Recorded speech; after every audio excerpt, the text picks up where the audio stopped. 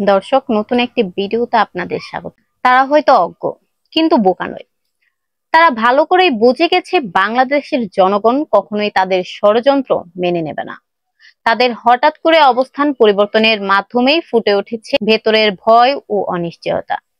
এই পরিবর্তনের প্রমাণ করে এই চক্রান্তকারীরা নিজেরাই জানে না কতটা ভয়ঙ্কর ও অবাস্তব অভিযানে নেমেছে। এই দেশের ভিত্তি যে দল গড়ে দিয়েছিল, সেই দলের নেতৃত্বে রচিত ১৯৭২ সালের সংবিধান বাংলাদেশের ইতিহাস, ঐতিহ্য ও আত্মার প্রতীক। এই সংবিধানের আলোকেই দেশটি গত ৫ দশকের বেশি সময় ধরে রাজনৈতিক অগ্রগতির পথে এগিয়ে চলেছে। এই দলটি একবার রচিত হলে তা বাতিল করার নয়, সংবিধান কেবল সংশোধন করা যায়। গত জুলাইয়ের একটি সুপরিকল্পিত ষড়যন্ত্রের মাধ্যমে ক্ষমতা দখল করার চেষ্টা করা হয়েছিল। এই ষড়যন্ত্রকারীরা ভেবেছিল জুলাই সনদ নামে এক নতুন দলিল চাপিয়ে দিয়ে এবং তথাকথিত যে জাতীয় সংবিধান পরিষদ গঠন করে তারা নিজেদের ক্ষমতা বৈধতা দিতে পারবে। কিন্তু তারা ভুলে গেছে বাংলাদেশের সংবিধান কোনো শাসকের খেয়াল খুশি দলিল নয়, এটি একটি জাতির আত্মার দলিল। এই সংবিধানের সঙ্গে মিশে আছে ৩০ লক্ষ শহীদের রক্ত, ২,৫০,০০০ নারীর আত্মত্যাগ, একটি স্বাধীন জাতির আত্মপরিচয়। বাংলাদেশের সংবিধান বাতিল করার পর পদদলিত করার চেষ্টাকে জনগণ ইতিমধ্যেই প্রত্যাখ্যান করেছে। এই ষড়যন্ত্রকারীরা নিজেরাও বুঝতে পেরেছে, যদি সংবিধানকে পায়ের নিচে ফেলা হয়, বাংলা মাটি তাদের গ্রহণ করবে না। তার সংবিধান লঙ্ঘনের সর্বোচ্চ শাস্তি মৃত্যুদণ্ড, এটি তারা জানে। তাদের কল্পিত জাতীয় সংবিধান পরিষদ ছিল না কোনো নির্বাচন বা গণভিত্তিক প্রতিষ্ঠান, বরং একটি পুতুল কমিটি যার উদ্দেশ্য ছিল বিদেশি নকশা বাস্তবায়ন করা। কিন্তু তারা জানে না মুজিবনগর সরকার গঠিত হয়েছিল একটি যুদ্ধরত জাতির পক্ষ থেকে, তাদের সরকার এসেছে হত্যা, ষড়যন্ত্র ও দখলের মাধ্যমে। তারা চেয়েছিল ধর্মভিত্তিক, প্রতিক্রিয়াশীল, অগণতান্ত্রিক একটি রাষ্ট্র ব্যবস্থা চাপিয়ে দিতে। এমনকি তারা বঙ্গবন্ধুর নাম, ১৯৭২ সালের সংবিধান, জাতীয় পতাকা, সঙ্গীত সব মুছে ফেলতে চেয়েছিল।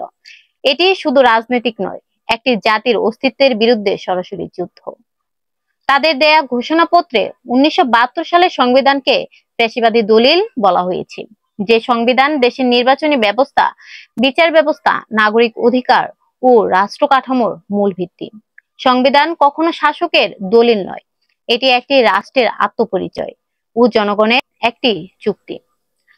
আন্তর্জাতিক দৃষ্টান্তে আমরা দেখি, যুক্তরাষ্ট্র, ভারত কিংবা যুক্তরাজ্যে কেউ সংবিধান বাতিলের কথা কল্পনাও করে না।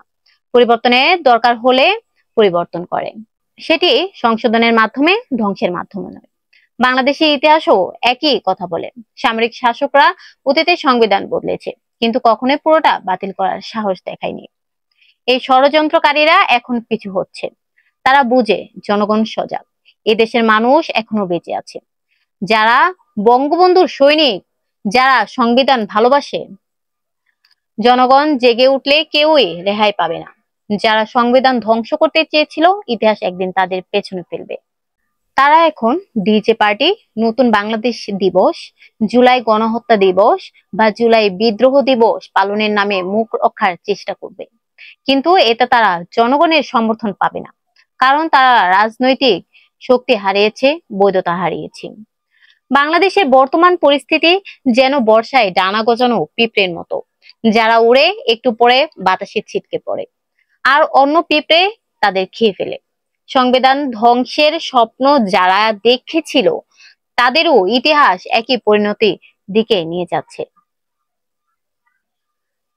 আমাদের করণীয় একটাই, ঐক্যবদ্ধ প্রতিরোধ গড়ে তোলা এই ষড়যন্ত্রের বিরুদ্ধে, দেশের সংবিধান ও গণতন্ত্র রক্ষার জন্য। এর ভিডিওটি এই পর্যন্তই। এতক্ষণ সঙ্গে থাকার জন্য ধন্যবাদ। দেখা হবে নতুন একটি ভিডিওতে।